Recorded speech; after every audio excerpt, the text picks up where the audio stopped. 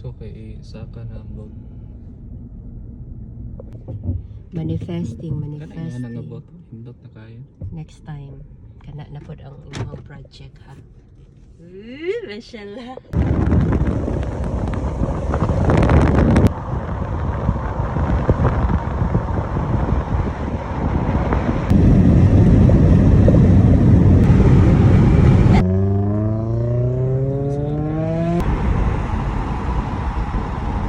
Pinakadulo ang nagpagkay, ano man eh, dadaan naman.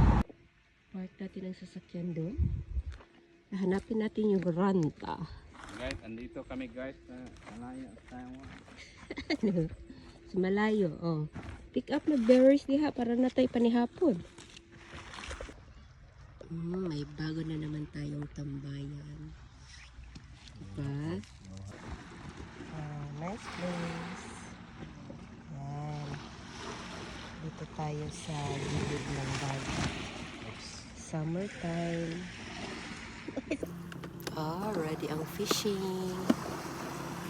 Yan. Nice.